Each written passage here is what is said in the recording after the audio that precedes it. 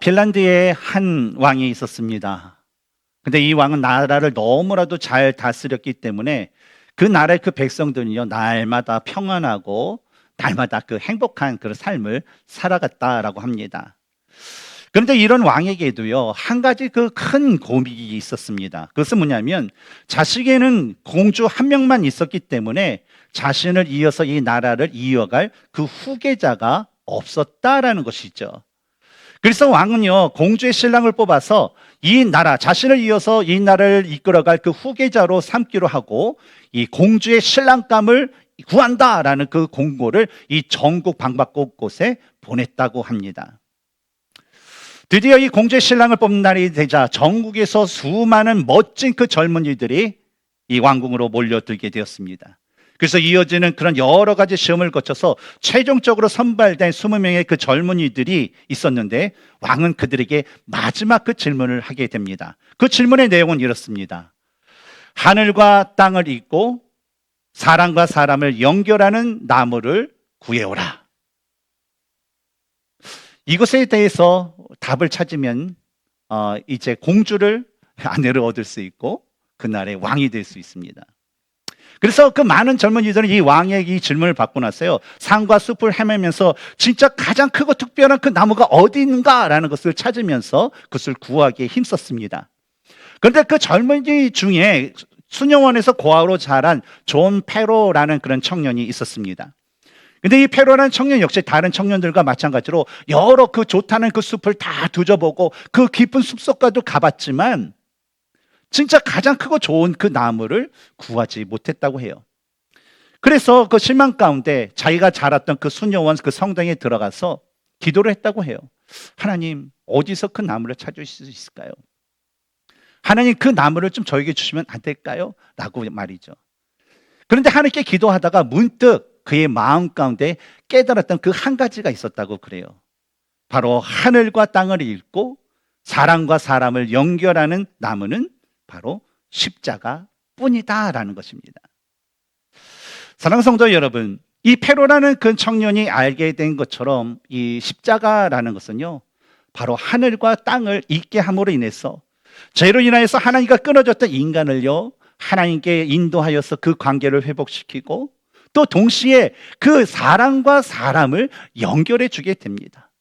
바로 원수였던 유대인과 이방인이 하나 되게 하신 것처럼 죄로 인하여서 끊어졌던 바로 그 하나님과의 관계 가운데 또 사람과의 그 관계 가운데 그 모든 것들을 회복시킨다라는 거죠.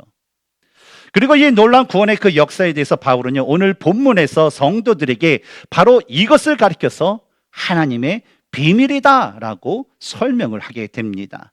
즉 하나님께서 오랫동안 감추어 두셨던 구원의 계획, 즉 예수 그리스도의 그 십자가를 통하여서 모든 사람들을 하나 되게 하시는 바로 그 복음의 비밀 말이죠.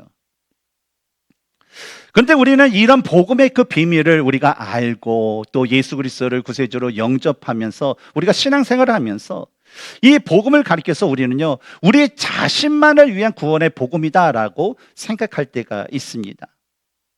근데 여러분, 이런 생각은 어떤 것 같아요?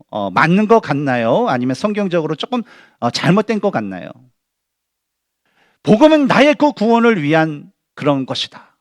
이것은요, 성경적으로 맞는 말입니다. 왜냐하면 복음은 우리를 구원하시는 하나님의 은혜이며 또 죄인된 우리를 하나님의 그 자녀로 삼으시는 하나님의 선물이 되기 때문에 그래요. 그러나 우리가 여기서 아는 것으로 끝나는 것이 아니라 반드시 알아야 할 또 하나의 그 중요한 것이 있는데 바로 이 복음이란 것은 우리 개인만을 위한, 개인의 복음만을 위한 하나님의 선물이 아니다라는 거예요. 왜냐하면 복음이라는 것은요, 한 사람의 구원으로 인해서 끝나는 것이 아니라 그 구원받은 사람을 통하여서 그 구원의 그 복음이 다시 다른 사람에게 흘러가야 하기 때문에 그렇습니다. 마치 우리가 신앙생활을 하게 되면요, 어때요? 주님을 만나는 그날까지 이 졸업이라는 것이 있을까요? 우리 아이들이 이제 고등학교를 졸업했어요. 대학교를 졸업했어요. 또 우리가 인생에 보면 은퇴라는 것이 있습니다. 그러나 여러분, 신앙이라는 것은 그런 것이 있을까요? 신앙이라는 것은 그런 것이 없습니다. 복음의 역사도 뭡니까? 마찬가지로 우리에게서 끝나는 것이 아니다라는 것을 우리는 분명히 알아야 됩니다. 따라서 오늘 이 시간에는 하나님께서 우리에게 주신 그 복음의 비밀이 무엇인지, 또 그리고 그 복음의 비밀을 알게 된 그 성도들이 어떠한 사명을 가지고 살아가야 될지에 대해서 여러분과 함께 살펴보기를 원합니다. 첫 번째로 우리가 먼저 살펴보고자 하는 것은 복음은 감추어졌던 하나님의 비밀이다라는 거예요. 뭐라고요?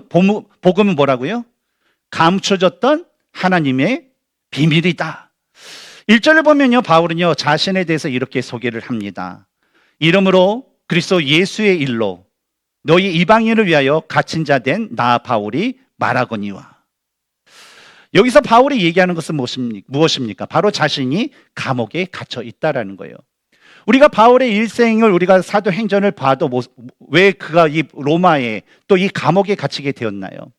1차 전도 여행을 통하여서 갈라디아 지방에서 할 때도 계속적으로 핍박을 받았던 것이 바로 유대계 그리스도인들에게 받았고, 2차 여행을 통해서 마게도냐와 아가야 지방과 그 아시아에 전했을 때도 뭐예요? 계속적으로 핍박받았던 것이 바로 유대인이었습니다. 3차 전도 여행 때도 어떨까요? 그곳에서 아시아 에베소를 중심으로 마게도냐와 아가야 지방을 다시 돌아서 예루살렘에 왔는데, 곳곳마다 또 심지어 예루살렘에 와서도 핍박했던 것이 누구냐? 바로 유대인들이었다라는 거예요. 왜 그럴까요?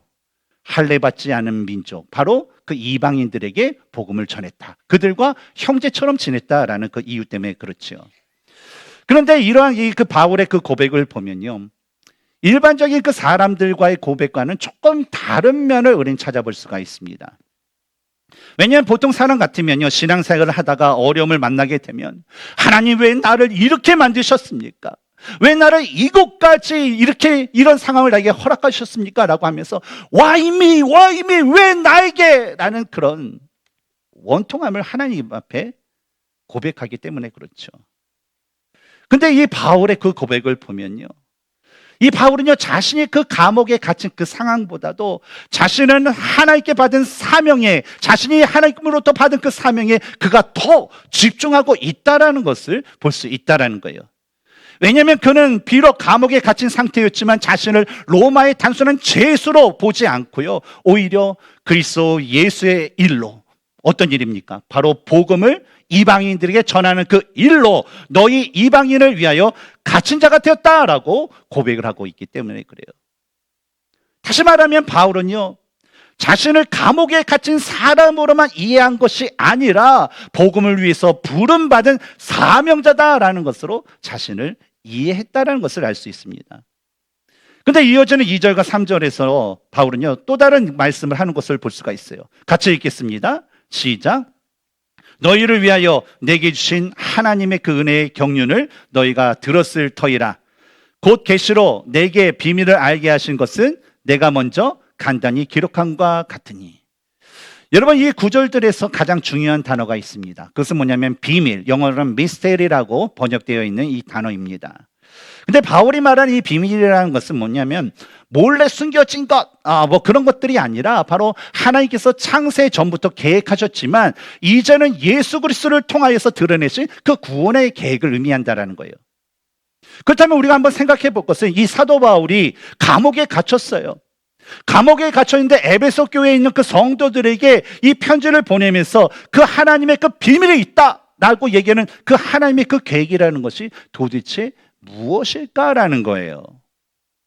바울은 이에 대해서 6절에서 다음과 같이 말씀을 합니다. 이는 이방인들이 복음으로 말미암아 그리스도 예수 안에서 함께 상속자가 되고 함께 지체가 되고 함께 약속에 참여하는 자가 됨이라 라고요. 여러분, 이 구절에서 바울이 3번씩이나 반복하면서 사용했던 그 단어를 우린 찾아볼 수가 있습니다. 어떤 단어일까요?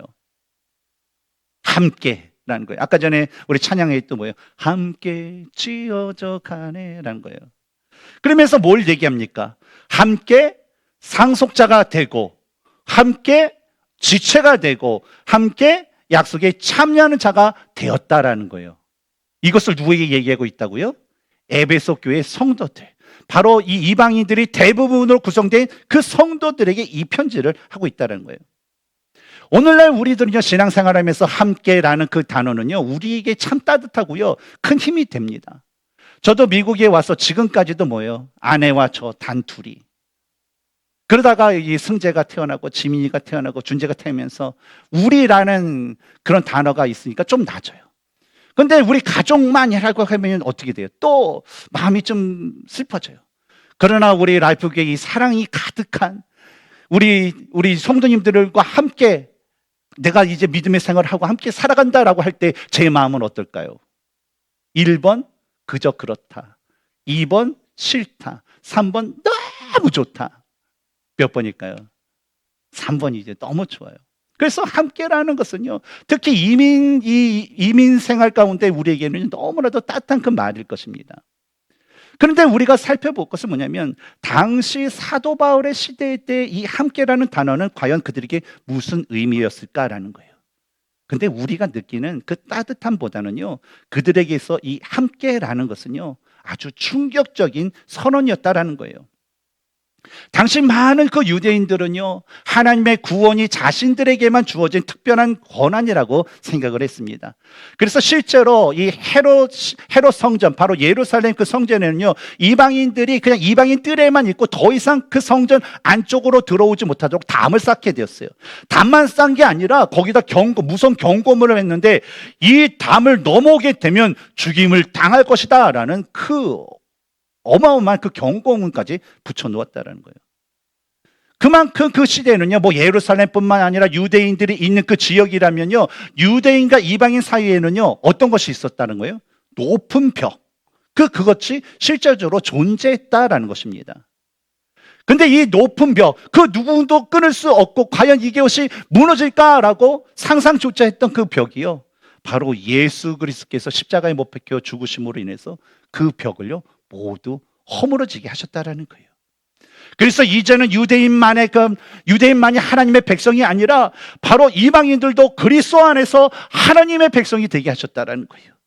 바로 어떤 그 특별한 민족만의 하나님이 아니라 우리 창조주 하나님은 모든 사람들의 하나님이 되신다라는 것을 바로 그리스도 안에서 드러내셨다라는 겁니다.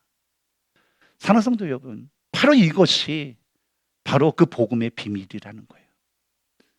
우리는요, 이 세상적으로는요, 어떻게 보면 유대인들이 이방인을 볼 때처럼 우리들을 볼 때 우리들은요, 죄 가운데 우리는 절망할 수밖에 없는 그런 사람들이었어요. 그러나 예수 그리스도를 통하여서 우리가 새로운 존재, 하나님의 자녀가 되었다라는 것은요, 너무나도 큰 축복이라는 것이죠. 그래서 여러분, 복음이라는 것은요, 나만 구원받는 이야기가 아니라 하나님께서 그리스도 안에서 모든 사람들을 초청하시는 구원의 이야기다라는 것을 기억해야 됩니다. 따라서 우리는요, 복음을 내 거로만 붙잡고 나만 해받고 나만 만족받고 나만 편안하면 돼, 나만 즐거우면 돼, 나는 그런 생활로 해서는 결코 안 된다는 거예요. 왜냐하면 하나님께서 우리에게 그 복음을 주신 그 목적처럼 그 복음은요, 나를 통하여서 모든 사람에게 전해져서 모든 사람이 들어야 할 하나님의 그 구원의 소식이 되기 때문에 그렇습니다. 그러므로 이제는요, 우리가 알게 된 이 복음의 비밀, 바로 예수 그리스도를 통해서 나뿐만 아니라 누구까지 모든 사람들이 그 복음을 듣고 주님 앞에 돌아올 수 있도록 우리가 그 복음을 우리의 주위 사람들에게 흘려보낼 수 있도록 날마다 만나는 사람에게 날마다 마주치는 그 사람들에게 복음을 전하고 그리스도의 그 사랑을 전하게 힘쓸 수 있는 저와 여러분이 되기를 주님의 이름으로 축원합니다. 두 번째로 우리가 기억해야 될 것은 저를 따라서 하시기 바랍니다. 우리는 그 비밀을 맡은 사명자이다. 뭐라고요? 그 비밀을 맡은 사명자이다. 그 비밀이 뭐라고 했습니까? 바로 구원. 그렇죠? 구원의 복음을, 그 사명을 맡은 사명자라는 거예요. 7절에서 바울은 이렇게 고백합니다. 이 복음을 위하여 그의 능력이 역사하시는 대로 내게 주신 하나님의 은혜의 선물을 따라 내가 일꾼이 되었노라. 여기서 바울은요, 자신이 누군가라는 그 정체성에 대해서 고백을 하고 있습니다. 근데 그 바울이 고백하는 이 고백에도 우리가 주목해야 될 것은 뭐냐면, 그는 단순히 나는 구원받은 그리스도인이야 라는 것으로 끝나는 것이 아니라 내가 그 구원을 이룬 그 복음을 맡은 사람이다라고 고백을 하고 있다라는 것입니다. 근데 이러한 그의 고백 속에서도 중요한 그 표현이 있는데 바로 자신이 맡은 그 복음의 그 사명에 대해서 그가 표현한 표현은 뭐냐면 은혜의 선물이다라고 표현하고 있다라는 거예요.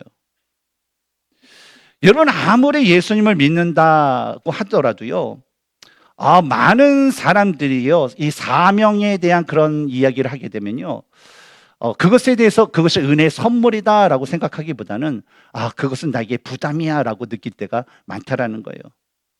그러나 하나님께서 우리를요 복음의 일꾼으로 부르셨다는 것은 무슨 의미냐면 바로 우리를 그리스도의 몸된 교회 안에서 함께 세워져 가기를 원하신다라는 그 뜻이 있다는 거예요. 왜냐하면 몸의 각 부분이요 각자의 역할을 감당할 때 그 몸은 어떻게 될까요? 아주 건강한 그 몸이 돼요. 마찬가지로 성도들이 각 자리에서 섬길 때에 그리스도의 몸된 교회가 건강하게 세워진다라는 거예요. 그래서 하나님께서 우리에게 각자의 은사를 주셨고 다르게 만드신 거예요. 그래서 우리가 다른 은사를 가지고 다른 자리에서 우리가 주님을 위해서 하지만 그것이 합쳐져서 우리가 이룰 것은 그리스도의 몸된 교회라는 것입니다.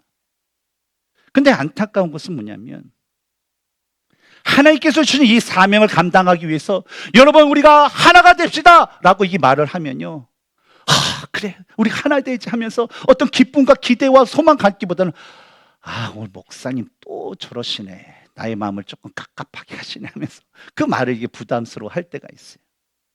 여러분 우리가 그리스도의 몸된 교회를 위해서 우리가 함께 사역합시다 라고 하면 목사님 또 엎친 데 덮친 격으로 또 일하자고 하시네 하면서 부담을 느끼는 그런 성도들이 많아진다라는 겁니다. 근데 여러분 우리가 기억해야 될 것은 사도 바울이 말씀하신 것처럼 이 사명이라는 것은요 결코 부담이 아니라 은혜라는 것이에요. 왜냐하면 하나님께서 우리를 구원한 것이 또 은혜지만 우리를요 복음의 일꾼으로 불러주신 것은요 더 큰 은혜다라는 거예요. 제가 미국에서 이제 홀로 이게 와가지고 이 자급자족하면서 참 부러웠던 것이 있었어요. 다른 이제 한국에서 오는 그 목회자들, 그러니까 제가 알았던 선배, 후배, 친구들 부러운 점이 있었어요. 그것은 뭐냐면 한국에서 유명한 어떤 존경하는 그 목사님이 있지 않습니까? 그 목사님 오게 되면 라이드도 해드리고 대접도 하고 모시기도 하고 운동도 같이 하고 그러면 그런 것을 해야 되잖아요. 손님이 오게 되면요. 근데 저는요 그것을 하나도 못했어요. 심지어 라이드까지도 할 수가 없었어요. 왜냐면 저의 삶은요 제가 풀타임 사역을 하기 전까지 가정에서 가정 사역을 하지 않으면 교회 사역을 해야 됐고 교회 사역을 하지 않으면 일하러 가야 됐고 일하러 가지 않으면 공부를 했어요. 그러니까 쳇바퀴처럼 이것이 있기 때문에 어떤 여유를 가져서 시간을 내서 라이드를 해드린다, 이거는 저의 삶 가운데 해당되지 않는 거였어요. 근데 남들 딱 사역자를 보니까 저 목사님 모시고 어디 갔대 막 하면서 그런 거 보니까요 너무 부럽더라고요. 근데 이것을 너무나도 당연하게 생각하는 사람은 뭐예요? 또 손님 또 왔네, 또 시간 뺏기겠네, 에너지 뺏기겠네, 막 그 고민을 한다는 거예요. 근데 여러분 그 사명이라는 것이 은혜다라는 것을 알 때에 그 사명은요 결코 부담이 아니라 그것이 감사일 수밖에 없는 것입니다. 왜냐하면 여러분 이 사명이라는 것은 아무에게 주는 것이 아니에요. 바로 구원받은 사람만이 그리스도의 그 몸을 이룰 수 있도록 그런 그 놀라운 그 역사 가운데 참여할 수 있도록 하나님께서 주시는 것이 바로 이 사명이기 때문에 그렇습니다. 그래서 이 사명이라는 것은 부담이다라는 것은요 아마 믿음에 대해서 잘못 갖고 또 성경에 대해서 잘못 아는 사람들이 가질 수 있는 마음이라는 거예요. 그러나 하나님께서 주신 그 구원의 은혜를 통하여서 나에게 주신 그 사명이 있다라는 것을 알 때에 그것이 나에게 하나님께서 너는 자격이 됐다라는 그 증거가 되기 때문에 바로 하나님께 주신 그 사명은 우리에게 은혜인 것입니다. 그리고 이러한 그런 은혜를 받은 바울은요 8절에서 자신에 대해서 모든 성도 중에 지극히 작은 자보다 뭐라고 했어요? 더 작은 자다라는 그런 고백을 합니다. 여러분 사도 바울, 우리가 성경을 보면 사도 바울은 어떤 사람이었습니까? 어떤 백그라운드를 갖고 있었나요? 이스라엘 족속이었고 지파로는 베냐민 지파였고 또 히브리인 중에 히브리인이었으며 율법으로는요 바리새인이었다는 거예요. 그래서 당시 유대 사회에서 이 바울, 이전에 이름 사울이라는 그 사람은요, 배경적인 것도 뛰어났고, 지식도 뛰어났고, 열심으로도 뭐예요? 그 누구보다도 가장 뛰어났던 사람이었어요. 그러니까 한마디로 오늘날에 얘기하면 한마디로 엘리트, 그거예요.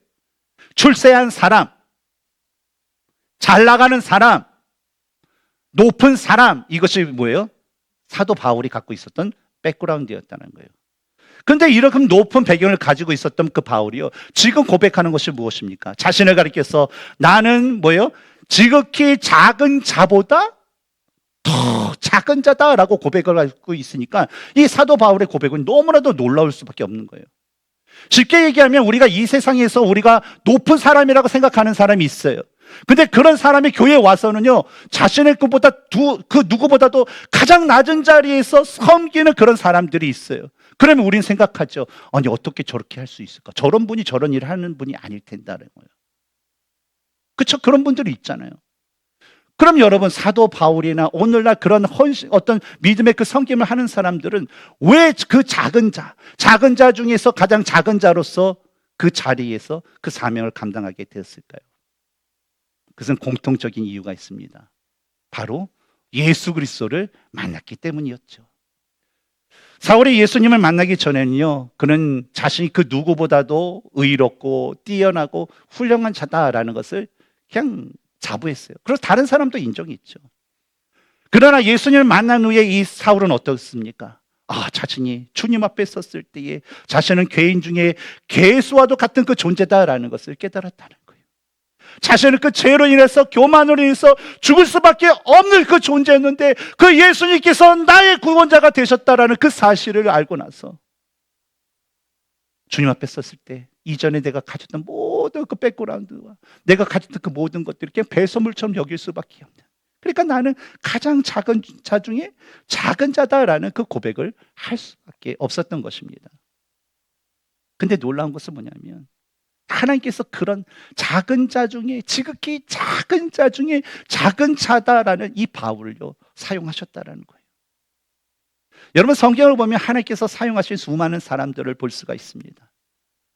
근데 그들의 그 모습, 하나님께서 사용하신 그들의 모습을 보면요, 하나님은요 세상적으로 잘난 사람만 사용하시는 그 분이 아니라 아주 겸손한 사람을 사용하셨던 분이시다라는 것을 우리는 알 수가 있어요.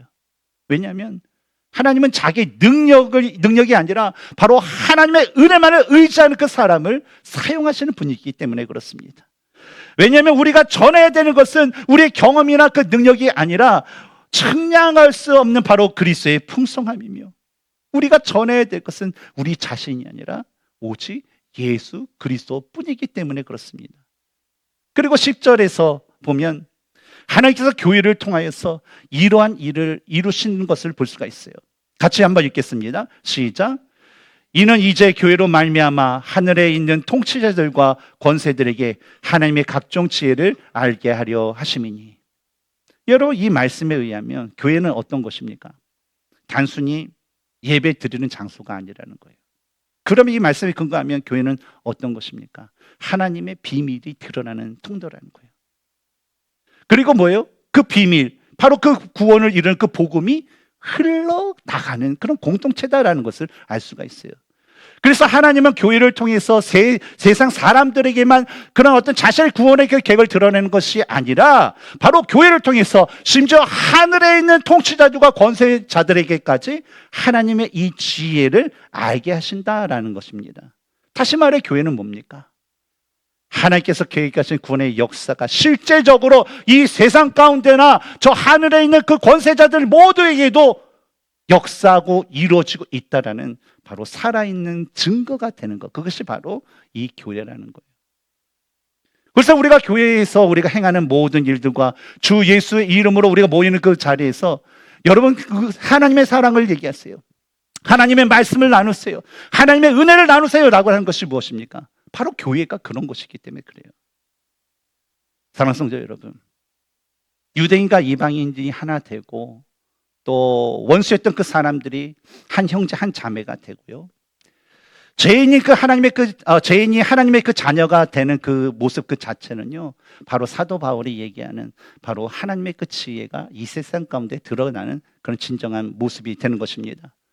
그러므로 성도된 우리는요, 그 복음, 내가 받은 그 복음을 그냥 나로 인해서 소비하는 그 삶을 살아서도 안 되고, 계속 그것만 나만 받기를 원해서는 그런 삶을 살아서는 또 안 된다라는 거예요. 내가 받고, 내가 은혜 받고, 내 삶이 변화받았다면 반드시 그 받은 복음을요, 흘려보내는 그런 삶을 우리는 살아가야 될 줄 믿습니다.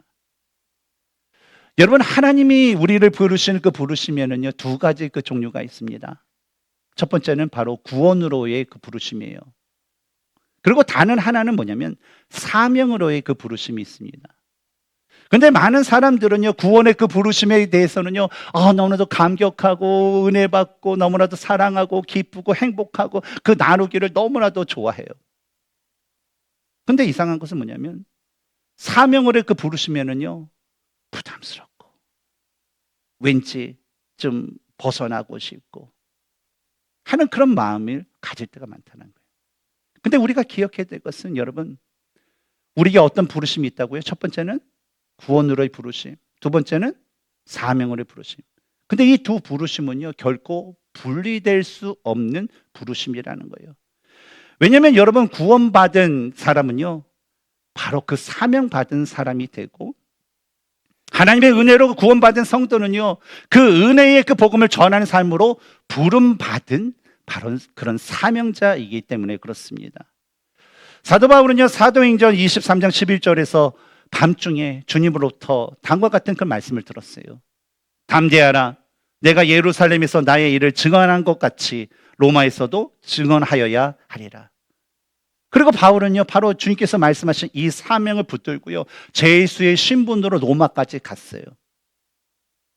그리고 우리 사도행전 28장에서 봤듯이 그 로마의 그 감옥에 갇히게 되었습니다. 근데 우리가 주목해야 될 것은 뭐냐면, 이 사도 바울의 그 행적과 모습과 상황에 대해서 우리가 주목해야 될 것은, 그가 억울한 누명을 쓰고 죄가 없음에도 불구하고 제수의 그 신분으로 로마까지 그 우여곡절 끝에 갔는데, 그곳에서도 감옥 속에 그 갇히게 된 것은요, 그 모든 사람들에게는 절망일 수 있지만 사도 바울은 그 순간에 결코 낙심하지 않았다는 거예요. 왜 낙심하지 않았을까요? 바울은요, 왜 자신이 로마에 지금 와 있는지, 왜 자신이 로마의 그 감옥에는 그 자리에 자신이 와 있는지를 분명히 알았기 때문에 그렇습니다. 그래서 13절에서 바울은 이렇게 말을 합니다. 그러므로 너희에게 구하노니 너희를 위한 나의 여러 환난에 대하여 낙심하지 말라. 이는 너희의 영광이니라. 무엇을 의미합니까? 바울에게 감옥은요, 결코 실패의 자리가 아니었어요. 사명의 자리였어요. 왜냐하면 주님께서 말씀하신 그 복음의 그 사명을 가지고 바로 로마의 군인들에게, 로마의 귀족들에게, 나아가서 로마의 황제에게 그리스도의 그 복음을 전할 수 있는 그 사명의 자리였다라는 거예요. 그리고 세상에서 그 감옥의 자리는 고난의 자리였지만 동시에 뭐예요? 그런 복음을 전할 수 있는, 복음을 위한 영광의 자리였다라는 것입니다. 사랑하는 성도 여러분, 우리에게 주어진 그 자리는요, 단순히 우리에게 우연처럼 온 그 자리가 아닙니다. 바로 그것이 뭐예요? 우리를 주님께서 구원으로 부르셨고 사명자로 부르셨기 때문에 우리가 있는 것은요, 바로 뭐예요? 사명을 위한 자리이고 복음의 영광을 위한 자리다라는 것을 여러분 기억해야 됩니다. 그리고 여러분, 우리가 가진 그 사명이 무엇인지를 우리가 깨달을 때 우리는요, 쉽게 어떤 삶이란 것을 포기하지 않습니다. 마치 자녀를 향한 그 부모님이 그 자녀에 대한 그 사명을 가질 때 어떤 어려움이 있다 하더라도 그 자녀를 포기하지 않는 것처럼, 복음의 사명을 받은 그 성도는요, 어떤 속에서도 그 주님을 붙들 수밖에 없다라는 거예요. 왜냐하면 우리가 사명을 할 때에 우리는 결코 낙심할 수 없고, 우리가 사명을 할 때에 우리는 결코 포기할 수 없기 때문에 그래요. 오히려 사도 바울이 12절에서 우리가 그 안에서 그를 믿음으로 말미암아 담대함과 확신을 가지고 하나님께 나아감을 얻느니라 라고 말씀하신 것처럼, 우리는 사물을 부르신 이가 누구냐? 하나님이시다. 나를 이끄시는 분이 누구시냐? 성령님이시다. 내가 할 일이 무엇이냐? 주님의 그 복음을 위한 것이다 라는 것을 알기 때문에 힘들고 지칠 때마다 우리가 할 수 있는 건 뭐예요? 주님 앞에 나아가는 거예요. 주님, 나 힘들어요. 주님, 나도 오늘 힘들어요. 나 좀 붙들어 주세요. 우리가 주님 앞에 간구함으로 인해서 주님께서 우리에게 긍휼을 베푸시고 우리에게 도움을 허락하심으로 인해서 우리가 다시 한번 힘을 얻고 담대함과 다시 한번 그 사명에 대한 확신감으로 우리가 다시 일어설 수 있는 것입니다. 왜냐하면 이 사명이라는 것은 우리 힘과 능력으로가 아니라 바로 하나님께서 주신 그 능력으로 감당하는 것이 되기 때문에 그렇습니다. 그러므로 우리는요, 단순히 구원받은 사람으로 살아가는 것이 아니라 그 구원의 복음을 전하는 사명을 맡은 사람으로서 우리에게 주어진 가정이면 가정, 직장이면 직장, 그리고 모든 그 관계 속에서 그리스도의 복음을 누구에게? 다른 사람에게 전하여 흘려보내기에 힘쓸 수 있는 우리 모두가 되어야 됩니다. 오늘 말씀에서 하나님은 우리에게 너는 지금 그 복음을 어떻게 대하고 있느냐라는 그 질문을 우리에게 동일하게 주셨습니다. 여러분은 여러분이 주신 그 복음을요, 여러분 자신만을 위해서 붙들고 있지는 않으십니까?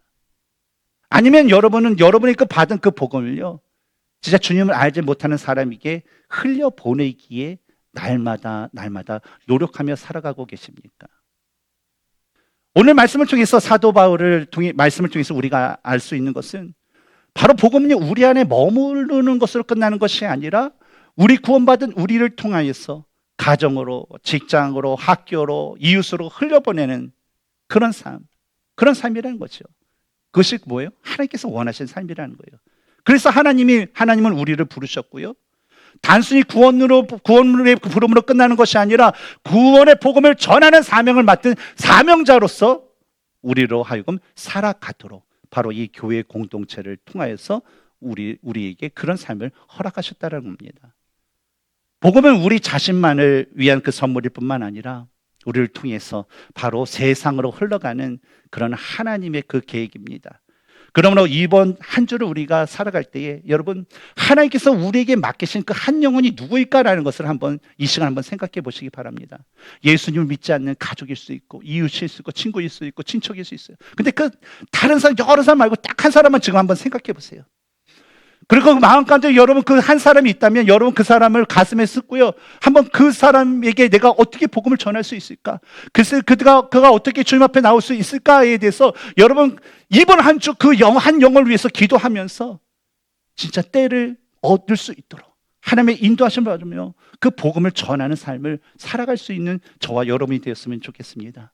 바로 하나님께서 우리에게 주신 그 구원의 복음에 우리가 기뻐하고, 또 기쁨을 나 혼자 간직하는 것이 아니라 그것을 다른 사람이 흘려보냄으로 인하여서 우리들의 모습을 통해서 하나님께 기쁨이 되고, 또 넘치는 하나님의 은혜와 사랑과 축복이 우리의 삶 가운데 가득 채우고 우리 삶을 이끌어 나갈 수 있도록 주님 안에서 그 사명자로서 살아갈 수 있는 저와 여러분의 삶이 되기를 주님의 이름으로 축원합니다.